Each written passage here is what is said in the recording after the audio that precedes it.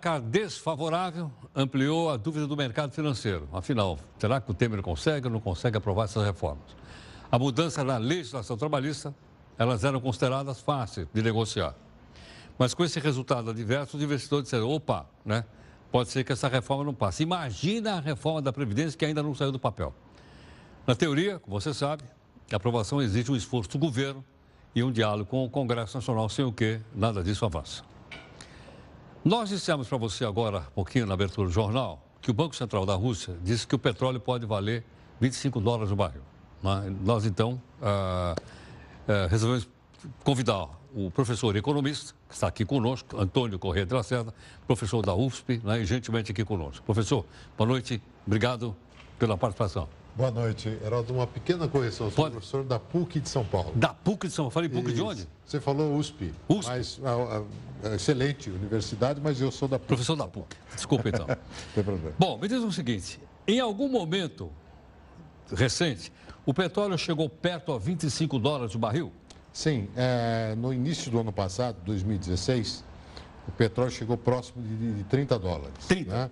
30 dólares. O mercado de petróleo depende basicamente, como é uma commodity, né? Portanto, preço definido internacionalmente, depende muito de oferta e procura, sendo que a oferta tem uma estrutura de mercado que a gente chama de oligopólio, ou seja, poucas empresas ou poucos países produtores controlam esse preço, na medida em que eles controlam a produção. Né? Então, quando eles querem elevar o preço, eles reduzem a produção. Há outros fatores que afetam também o preço do petróleo. Por exemplo, os substitutos do petróleo. Por exemplo, o gás de xisto nos Estados Unidos. Então, os Estados Unidos, nos últimos anos, tem atuado muito na exploração do gás de xisto. Isso tem substituído um consumidor importante, que é Estados Unidos, né? E que, portanto... Em vez de ele importar, ele usa o gás de xisto que é produzido lá dentro. O gás de xisto que é produzido localmente, né? Então, isso afeta o mercado global. Qual seria o preço considerado de equilíbrio? O que é um preço de equilíbrio? É aquele preço que remunera os produtores, os países produtores, e, ao mesmo tempo, evita uma pressão maior sobre os consumidores, em torno de 50 a 60 dólares. 50 a 60? 50 a 60 dólares. Hoje está quanto? Hoje está 46. 46. Fechou em 46, quer dizer, está próximo do preço de equilíbrio. Se a premissa do Banco Central da Rússia se consolidar, o petróleo pode cair a 25? Pode. Depende das circunstâncias do mercado, entre oferta e procura. A pergunta é por quanto tempo ele permanece tão baixo? Porque, evidentemente, os produtores tenderiam a reduzir a produção para estimular o preço subir até um nível de equilíbrio. Por isso que o preço do petróleo varia tanto, porque falamos que ele chegou a 30 dólares, mas ele chegou também a 116 dólares há pouco tempo. No auge do processo de crescimento da economia mundial, chegou a 130, 140 Agora, se ele chegasse a 25 dólares, isso prejudicaria também o Brasil ou não? O Brasil também, porque o Brasil é um produtor de petróleo bruto, né, e exportador de petróleo bruto, então, evidentemente, ele seria afetado. O bônus desse processo para a economia mundial e afetando, evidentemente, o Brasil, é que você teria uma pressão inflacionária menor, né? Então, em tese, isso também favorece a economia como um todo. Eu posso entender, então, que se ele chegasse a 25, o litro da gasolina no posto de gasolina seria mais barato? No Brasil? No Brasil. Não, no Brasil não necessariamente. Por quê? Porque a Petrobras considera, primeiro, a média de mercado, tem uma política de preços que não repassa integralmente nem as elevações, nem as baixas. Mas, evidentemente, um petróleo mais barato permitiria em tese, uma produção mais barata, né? Embora a gente saiba que, por exemplo, a exploração do pré-sal, ela se torna somente viável a partir de um determinado nível de preço. Ele tem um custo a 25 ficaria viável o pré-sal ou não? Olha, talvez não inviável, mas com grande dificuldade, né? Depende do que a gente considerar no preço necessário, no custo de exploração, né? Se você considerar só o custo de exploração, ele tem um nível. Se considerar todo o encargo financeiro que envolve esse processo, aí já sobe um pouco. Mas, evidentemente, um preço de equilíbrio entre 50 e 60 dólares, que é considerado mundialmente um preço que seria razoável, viabilizaria muito mais o pré-sal do que um preço a 25, 30 dólares. Agora, um país, por exemplo, como a Venezuela, né? Praticamente apoiada num pino central, numa coluna central, que é o petróleo. Se cai a 25, o que acontece, por exemplo, com a Venezuela? Bom, a situação da Venezuela, economicamente e politicamente, já é gravíssima. E o fato dele depender muito do petróleo, isso agrava muito mais as condições, porque há uma perda de renda muito grande. Outro país que depende muito do petróleo é a Rússia. Né? A própria Rússia. Basicamente, tem uma forte produção e exportação de petróleo e gás, né? Que tende também a sofrer esse impacto. Então, esses países que dependem de uma única atividade, em havendo uma queda de preços, tendem a sofrer mais.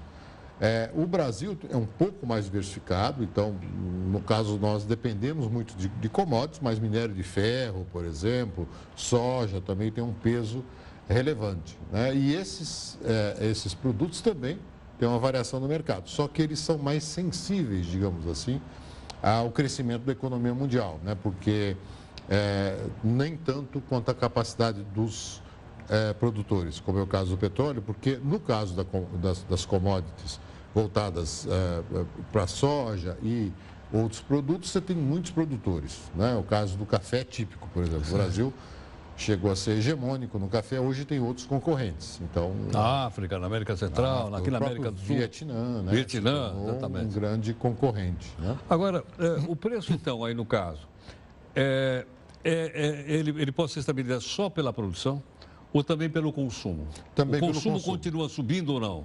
O consumo, ou se estabilizou, está diminuindo? Como é que é? O consumo, com a economia mundial diminuiu o ritmo, né? Então, o consumo está crescendo menos rapidamente do que num passado recente, mas continua crescendo. E o que acaba acontecendo é o seguinte, a forma de você regular isso é via oferta, né? Via oferta. Então, isso dá uma capacidade para os produtores de petróleo razoável de conduzir os preços, né? Existe uma diferença economicamente entre o oligopólio, que é poucos produtores controlando, que é o caso do petróleo, do cartel, que seria uma combinação de preços. O petróleo, praticamente mundialmente, ele não se caracteriza tipicamente como um cartel, porque você tem outros produtores atuando que não fazem parte da OPEP, que seria, portanto... O Brasil é um deles. O Brasil é um deles. Não faz parte da OPEP. Não faz parte da OPEP, né? Existem outros países que também não fazem, e ainda os bens substitutos. Então, no caso do Brasil, o etanol, que é um substituto direto da gasolina, que, portanto, diminui o consumo de petróleo, e no caso mais específico dos Estados Unidos, como já citamos, o gás de xisto. Né? Então, todos esses fatores é que compõem o preço. Também há uma diferença entre o preço à vista e o preço no mercado futuro.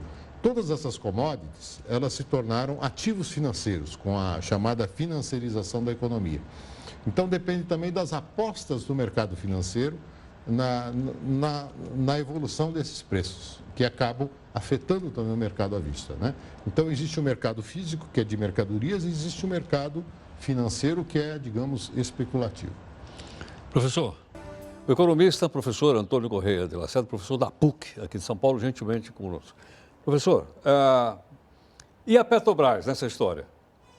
Pois é, a Petrobras, a queda do preço do petróleo é maléfica para a Petrobras. Para a Petrobras.